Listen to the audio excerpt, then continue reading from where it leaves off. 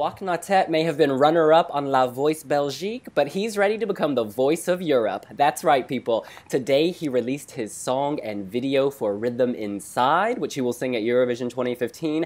And let's just say, we are feeling the rhythm. Chris, what do you make of the song?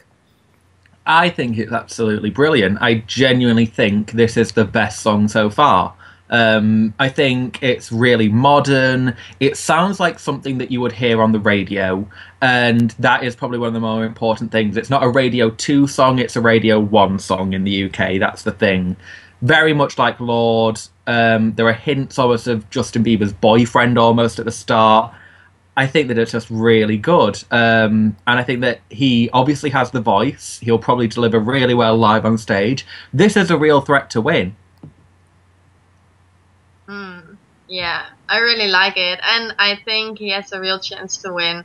When I heard the 30 seconds, I was a little disappointed. I thought, okay, it's good, it's different, but I don't know, it's too much like Lord, as a lot of people are saying. And yeah, a little disappointed, but when I heard the full version, I was like, oh, I want to hear it again. Oh, it's getting better now. Oh, I want to hear it once more.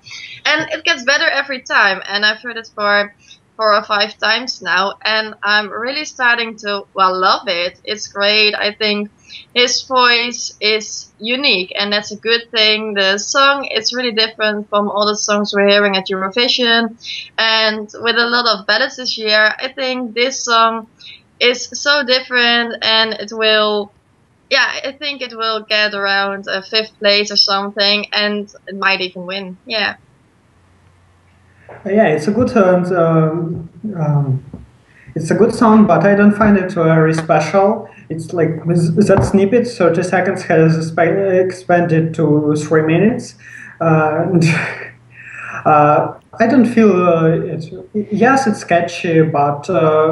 No, I was waiting the whole song for some boom in it, but it was just in the beginning, so yeah. I don't like it so much. I know what you mean about it being a bit flat, because it is like the 30-second snippet kind of on loop, but you know what? I don't mind, because that 30 seconds is real good.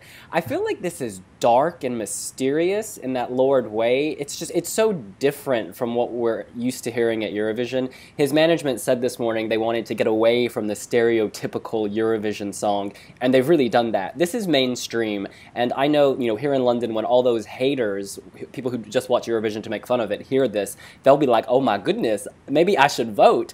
I feel like this is a real threat, because even if Euro fans aren't over the moon, but I think they are, I think Euro fans do love this, but even if they weren't, this would get the mainstream vote, which ultimately is the majority of viewers. I mean, this is a real threat to win, I agree.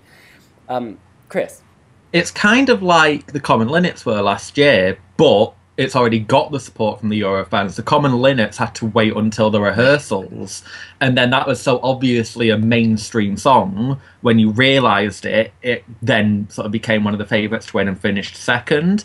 And I do think that, you know, Belgium, kind of like the Netherlands, having a bit of resurgence. Obviously last year wasn't great for them, but Roberto Bellarosa really sort of brought them back into the forefront with Love Kills, and this is almost... ignore Axel Sue, and I think we all want to do that. And it's just, let's follow on from Roberto, and fingers crossed, get an even better result than he did. So, y'all, yeah. When I heard this, I could not believe it was from the same country that gave us Axel Hirsu and Witloof Bay.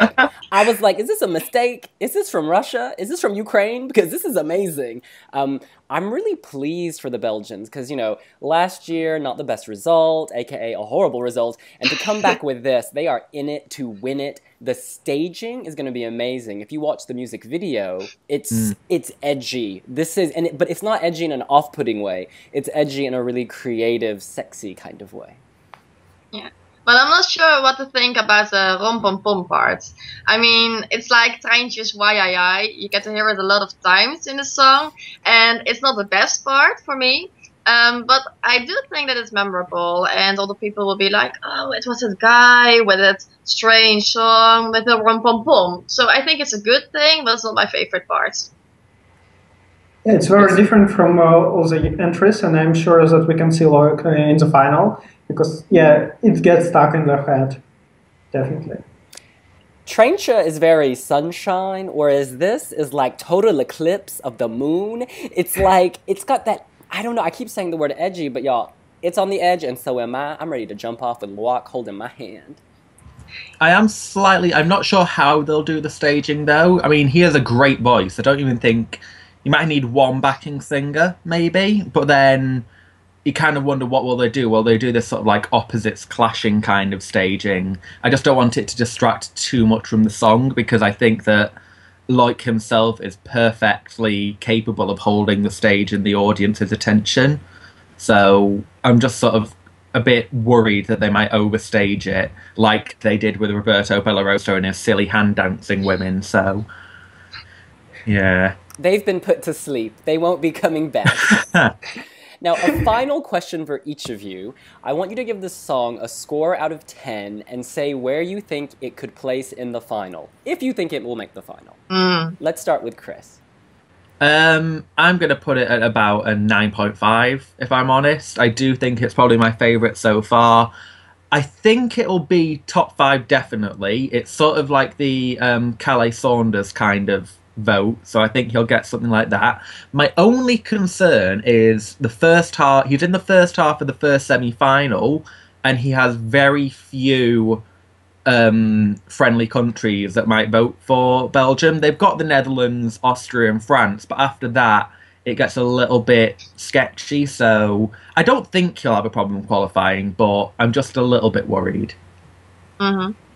I think I will score it around an 8 right now, but I'm pretty sure I will like it even more and it will grow on me even more. So I think it will turn out to be like a 9, 9.5, but for now it's an 8. And I think he will score around 5th place in the final. And he's going to the final for sure. I would give him 7.